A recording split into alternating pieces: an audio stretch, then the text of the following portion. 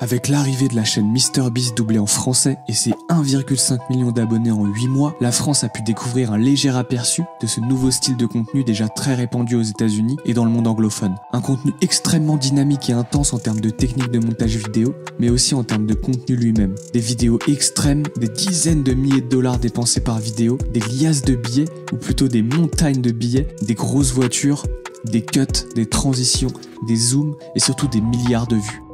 Dans cette vidéo, on va vous expliquer ce nouveau phénomène sur YouTube qui arrive petit à petit en France, le contenu hyper dynamique, ou plutôt le fast content. Pendant l'écriture de la vidéo, on a même fait une découverte assez folle sur une des stratégies de MrBeast pour décupler sa notoriété sur des millions de personnes supplémentaires. MrBeast est un génie dans son domaine et en aucun cas cette vidéo dira le contraire. Un génie de l'obsession avec un mental d'athlète. Il a passé des années à tenter de comprendre YouTube, à décoder chaque élément dans une vidéo qui pourra faire en sorte qu'elle soit virale. Dans une interview avec Joe Rogan, il a même expliqué avoir passé plus de 1000 jours d'affilée avec d'autres YouTubeurs sur Skype pour analyser des milliers de vidéos et essayer de comprendre comment faire la meilleure vidéo YouTube d'un point de vue algorithmique. Luminosité, durée de la vidéo, nombre de plans par minute, il a tout analysé mathématiquement. Et on en parlera juste après dans la vidéo, mais il a fini par trouver le secret et c'est la raison de son succès. En plus de son histoire qui a donné envie à plus d'une personne de devenir créateur de contenu, MrBeast semble être quelqu'un de bien à voir ses actions publiques. Il a créé une campagne de financement et a même levé 20 millions de dollars pour replanter 20 millions d'arbres. Il a donné des millions de dollars à des œuvres de charité, il a donné des dizaines de milliers de dollars à des inconnus dans ses vidéos, il sensibilise son audience à des causes humanitaires et écologiques et tous les gros créateurs devraient prendre exemple là-dessus. Il détient maintenant des dizaines de chaînes YouTube traduites dans plusieurs langues, des restaurants à son nom, une marque de barres de chocolat et même l'usine de chocolat est à lui. Il génère aujourd'hui des millions de dollars et n'est plus une simple personne. Il représente bien plus, il est maintenant une marque. On a tous probablement vu sa vidéo où il refait les épreuves de Squid Games et on l'a même beaucoup aimé, mais tous ces décors, ce budget incroyable, cette production n'a rien de différent de ce qu'on peut voir à la télé. La vidéo est extrêmement divertissante, mais elle donne l'impression d'avoir été réalisée par une grosse compagnie et semble très détachée de tout ce que YouTube était il y a quelques temps. Tout ce contenu est bien loin des vidéos authentiques qui nous ont fait aimer YouTube au début. À vrai dire, c'est pas vraiment le problème. Son contenu est génial, chaque nouvelle vidéo est créative et surprenante. MrBeast a même déclaré dans une interview qu'une vidéo sur 4 n'était pas publiée, puisqu'il jugeait après tournage que l'idée n'était pas assez forte. Il a aussi dit ça. But at the same time, you're limited by your personality. Like, she's doing well. She's, top 1% of creators. But I mean, how many views a month? Like 40 or something? Like, it's great. It's phenomenal. Yeah. But it's like, she's tied down to her personality. If you don't like Emma, then you're not going to watch her videos. JimmyBeast prouve qu'il a tellement cherché à optimiser ses vidéos qu'il vient jusqu'à cacher sa vraie personne pour ne pas être limité par sa personnalité comme Emma Chamberlain pourrait l'être. Emma Chamberlain, pour ceux qui ne savent pas, c'est une vlogueuse YouTube qui est bien connue pour son authenticité et ses vidéos où elle s'adresse à son audience comme si elle parlait à un ami proche. Pour revenir sur ce qu'il dit, au final, qu'est-ce qu'on sait de MrBeast à part qu'il parle fort dans ses vidéos et qu'il est plutôt très généreux?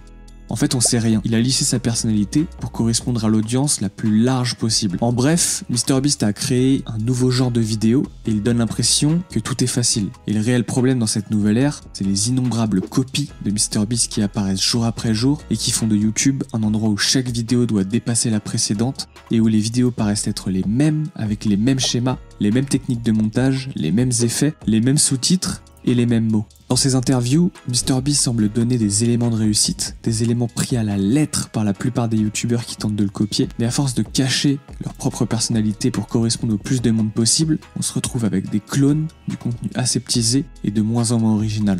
Le secret ultime de MrBeast, c'est la rétention. La rétention, c'est un indicateur qui permet de faire comprendre à YouTube que la vidéo captive son audience. C'est donc le meilleur moment pour YouTube d'envoyer des publicités pendant la vidéo et de gagner un maximum d'argent. Peu importe le nombre d'abonnés, peu importe qui vous êtes, si votre vidéo retient un pourcentage élevé de viewers jusqu'à la fin de la vidéo, YouTube va vous mettre en avant et faire grimper le nombre de vues presque automatiquement. Ce secret, qui n'est plus si secret maintenant, a été compris et mis en pratique depuis quelques années par un nombre incalculable de youtubeurs aux États-Unis. En révélant la recette de son succès, MrBeast a créé une armée de clones prêts à tout pour vous garder jusqu'à la fin de leur vidéo, puisque comme on le dit dans notre dernière vidéo sur Netflix, ce qui compte vraiment, c'est de nous garder intéressés le plus longtemps possible, c'est notre attention qu'ils veulent vraiment. Mais en fait, ces vidéos sont tout simplement un shot de dopamine pour nos cerveaux. Ils utilisent toutes sortes d'éléments qui feront en sorte que vous ne puissiez pas regarder ailleurs, des cuts toutes les secondes, des images colorées, des aperçus de la suite de la vidéo, des titres de toutes les couleurs, des zooms, de l'argent, des voitures de luxe, du contenu extrême et intense,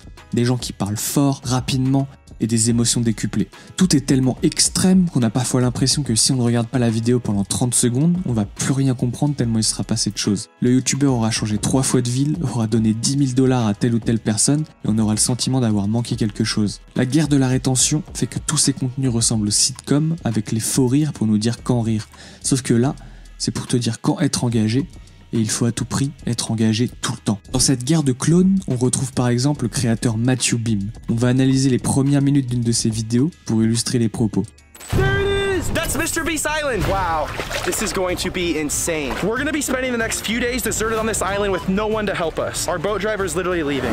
But the only reason I'm here is because of what Mr. Beast said yesterday. Hey, what's up? What's up, Jimmy? On my island is buried a treasure chest. I may or may not have buried it, but there's a treasure chest there. Matthew, good luck finding it. What? Buried treasure on Mr. Beast Island? I am going to find that. Voilà, tout y est. Il y a des cuts toutes les 2 secondes, même plus. 7 secondes sont passées, on est déjà à 8 plans différents. On retrouve les fameux sous-titres bienvoyants et bien dynamiques, plusieurs lieux, une énergie débordante, presque énervante, des phrases qui n'ont aucun sens. En fait, tout semble accéléré, comme si la vidéo était faite pour des robots. Ah bah oui, et ne pas oublier les dons d'argent aussi, puisque ça fait partie de la recette. Hey.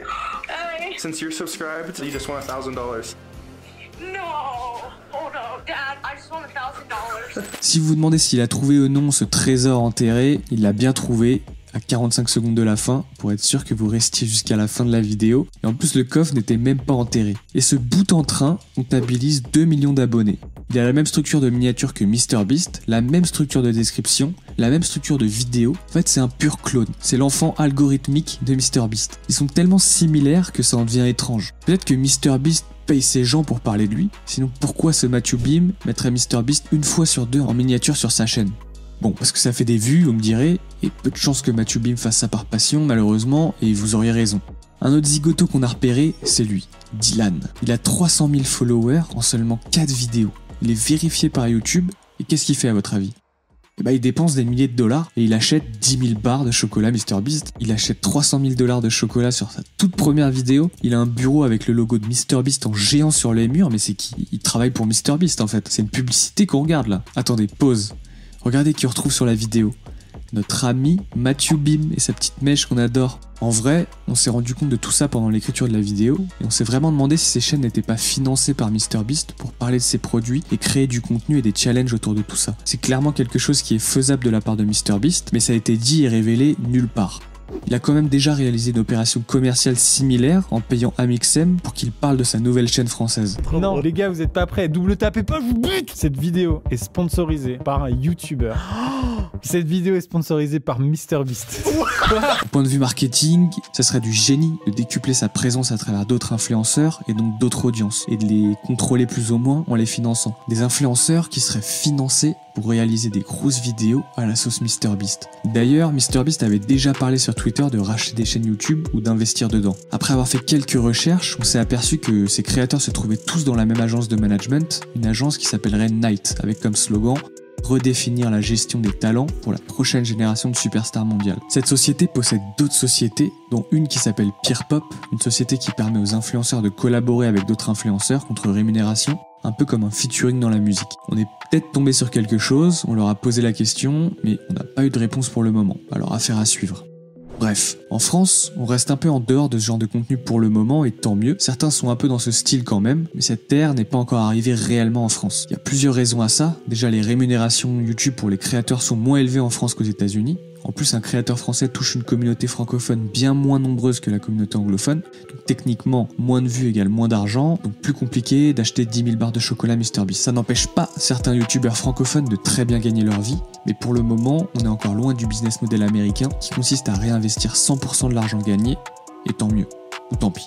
On peut évidemment se poser la question, est-ce que ça arrivera un jour en France? Puisque inévitablement, la France refait souvent ce qu'elle voit aux États-Unis, que ce style de vidéo semble être le moyen d'obtenir des vues et de satisfaire l'algorithme de YouTube. On peut en conclure que c'est un contenu qui va arriver. C'est un modèle qui est apparu dans de nombreuses industries. Dans les vêtements, on parle de fast fashion avec Primark et toutes les marques du même genre qui préfèrent la quantité à la qualité. Dans l'alimentaire, on parle de fast food. Dorénavant, on parle de fast content dans l'industrie de la vidéo en ligne. Bon, on rentrera pas dans ce genre de débat, parce qu'on n'est que des créateurs de contenu un peu idiots, mais ce modèle de fast content découle de la société de consommation et surtout de nos habitudes de consommation qui nous mènent vers ce genre de contenu rapide, efficace et extrême, qui maintient notre attention comme si on en avait de moins en moins. C'est apparemment le modèle aussi le plus rémunérateur pour YouTube et ils n'arrêteront pas de le mettre en avant. Alors vous pouvez être sûr d'une chose, de nombreux youtubeurs vont émerger dans cette nouvelle ère, certains vont bien le faire, d'autres vont abuser de tout ça, et puis la mode changera et ira dans une autre direction. En attendant, on compte sur vous pour regarder ça en ayant conscience de leur stratagème, protégez vos cerveaux, ciao.